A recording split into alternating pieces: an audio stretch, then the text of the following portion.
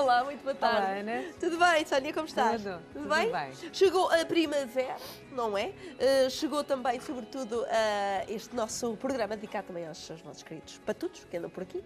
Estes dois, que já te via a sorrir e a rir encantadíssima. Claro. O Watson Tentar com... segurar a mesa, que e isto com já a estava pera. quase a variar tudo. Exatamente, eles andam por aqui a brincar. Agora, é necessário também percebermos a importância da esterilização. Vamos aos mitos ou verdades? Muito bem. Vamos a isto. Então, minha querida, primeiro comecemos pelo início. O que é a esterilização? Desculpem se é do senso comum, mas temos também que falar sobre, primeiro, clarificar, não é? Sim, é importante definirmos mesmo o que é efetivamente a esterilização. Tanto no macho como na fêmea. Também utilizamos com alguma frequência a castração. Vamos definir. O que se vai fazer é retirar o aparelho reprodutor da fêmea ou do macho. No caso da cadela ou da gata, que nós estamos a falar dos animais de companhia, Sim. isto também se pode fazer às coelhas, etc. Não é? Mas o que se tira-se os ovários e o útero, certo? Não quer dizer que não se possa tirar só os ovários ou só o útero. E efetivamente temos algumas consequências disso, entre dos quais não pode, é contraceptiva a mesma, mas se por acaso deixarmos os ovários, vamos ter sinais à mesma de cio. Se deixarmos o útero, efetivamente não vamos ter sinais de cio, mas temos o aparelho, ainda temos uma parte do aparelho reprodutor lá dentro, certo? Muito bem, muito bem. No macho, também é esterilização, o senso comum chama mais de castração. E o que se tira, na realidade, é os testículos. Não quer dizer que não existam outras formas cirúrgicas de esterilização em si, que são, ou de contracepção, peço desculpa, que é, na realidade, fazer uma vasectomia. É deixar que não possa funcionar, a quantidade de sêmen não possa ser expelida para o exterior. E continuam lá os testículos à mesma, está bem? Mas a esterilização é a retirada das gónadas, tanto os ovários como os testículos, no caso da fêmea e no caso do macho. Sónia, concorda ou não que os animais devem ser esterilizados? Mais companhia? Concordo que devem ser esterilizados. Isto, obviamente, que também não é uma situação que... existem situações em que as pessoas querem ter uma cadela reprodutora ou querem ter simplesmente uma ninhada ou nos gatos o mesmo, e é óbvio que isso deve existir, senão, entretanto, estávamos a quebrar aqui um ciclo da espécie, não é? Mas está comprovado que aumentamos a longevidade. Ou seja, do próprio animal. Sim, do próprio animal, seja pela proteção em relação a determinado tipo de patologias, diretas de toda a parte do aparelho reprodutor, no caso das fêmeas, efetivamente uma diminuição bastante acentuada de tudo o que são neoplasias mamárias, que é efetivamente um flagelo nas fêmeas, e nos machos também toda a situação de doenças prostáticas, mas também porque, de alguma forma, nós ao eliminarmos o comportamento de procura de cadelas em cio e de cães em cio, etc., faz com que haja mais um certo ficar em casa, um certo sedentarismo, que permite também um certo controle de acidentes e de atropelamentos, etc., que estão também inerentes a estes comportamentos fugidios que eles têm quando não são castrados. Exatamente. Mito ou verdade? Só devemos esterilizar as fêmeas depois de terem pelo menos uma ninhada? De todo. Vamos lá ver. Mito. Completamente mito. Ou Muito seja, bem. não está nada comprovado que efetivamente elas tenham que passar por uma gestação para serem mais saudáveis. A única coisa que muitas vezes é dito quando é um animal reprodutor é que o facto de passar por uma gestação faz com que haja menor probabilidade de aparecer uma infecção uterina a seguir.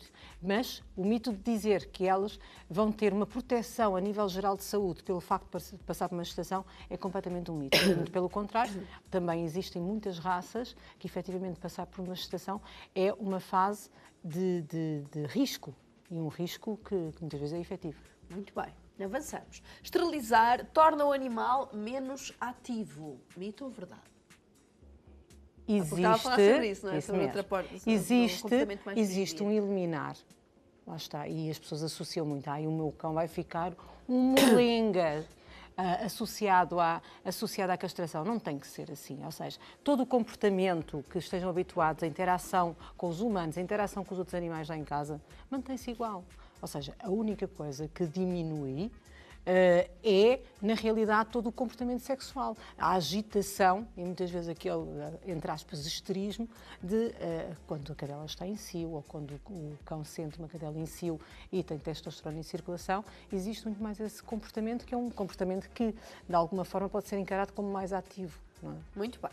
Esterilizar as fêmeas precocemente pode provocar problemas como incontinência urinária. Penso que também já tocámos neste aspecto, mas de qualquer maneira, mito ou verdade? A incontinência urinária associada às castrações, que é uma situação que cada vez mais vai-se falando, tem a ver com o facto de nós diminuirmos, ao tirarmos os ovários ou os testículos, vamos diminuir principalmente os ovários, vamos diminuir a quantidade de estrogénios em circulação. A quantidade de estrogénios em circulação faz com que haja contração da uretra, tem ali um papel fundamental. Ao longo do tempo, nós sabemos que uma cadela castrada, que é uma coisa diferente, uma cadela castrada tem maior probabilidade de poder ter mais tarde um grau de incontinência, ou seja, o pinguinho de urina na zona da vulva, sim, não tem que estar relacionado é com o momento em que fez a ovarioesterectomia. Estão-me a fazer entender? Havia aqui, assim, uma relação direta. Quanto mais cedo se fizesse a esterilização, maior era a probabilidade. Não está comprovado cientificamente. Não? E nessa situação está comprovado ou não, ou é mito e verdade que se recomenda esterilizar sempre antes do aparecimento do primeiro cio? Nas gatas, diretamente. Tendo em atenção que muitas vezes não é assim tão fácil quanto isso detectar quando é que vai aparecer o primeiro cio na gata. Tem muito a ver, a gata aparece o cio de uma forma cíclica consoante o aumento da duração do dia. Ou seja, não é cíclica como a cadela, que 6 em 6, 7 em 7 meses tem um ciclo. Certo?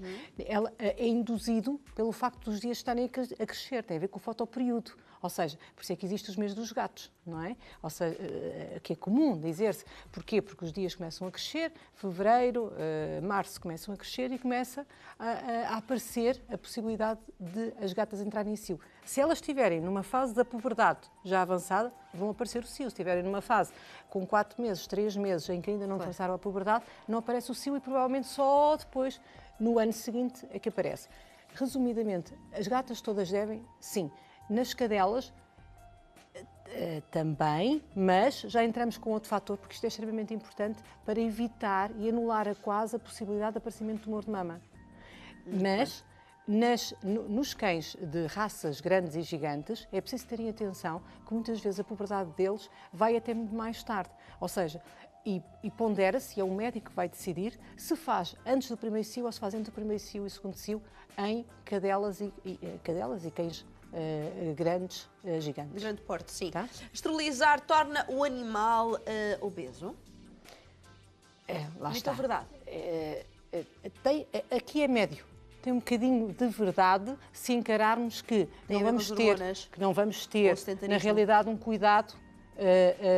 cuidado adicional em termos de alimentação para um cão que esteja castrado. Está numa situação fisiológica diferente, ou seja, vai ter um gasto de energia diferente e não é um gasto de energia só associado a alguma diminuição desta atividade que falávamos, não é? É também um gasto de energia a nível celular diferente, ou seja, se adequarmos e tivermos o devido cuidado em termos de alimentação que é escolhida, da quantidade que é dada e do estímulo ao exercício, e esse controle pode ser feito perfeitamente, não temos que ter aquelas com obesidade. Mas lá está, tem que ser os donos também a ter essa atenção, porque naturalmente, consequentemente, em machos e fêmeas isso pode acontecer? Tanto machos como fêmeas. Tanto machos como fêmeas. Sim. Que tem a ver com esta ligação mais que o sedentarismo, se calhar com a questão de hormonas e com alterações também fisiológicas. O facto há mesmo uma alteração fisiológica, ou seja, o metabolismo celular vai gastar menos energia. Diminui. Logo, o aporte energético a nível alimentar tem que ser menor, tem que ser adequado à situação fisiológica nova que o animal está. Claro, por outro lado, também tem que continuar com atividade e ter essas recomendações diárias. Não é? Claro, e isto, resumidamente, é quando fazemos a opção de fazer uma esterilização, qualquer tutor deve estar devidamente informado para fazer todo o seguimento que deve ser feito. Nesse sentido. Claro, por isso mesmo que nós também aqui vamos falando sobre todas estas questões. Muito obrigada, Sónia, por ter estado connosco também. Obrigada, Mais mitos Ana. e verdades descomplicados e desmistificados. Agora vamos continuar com outro tema, mas dentro do mesmo tema. Obrigada. Obrigada.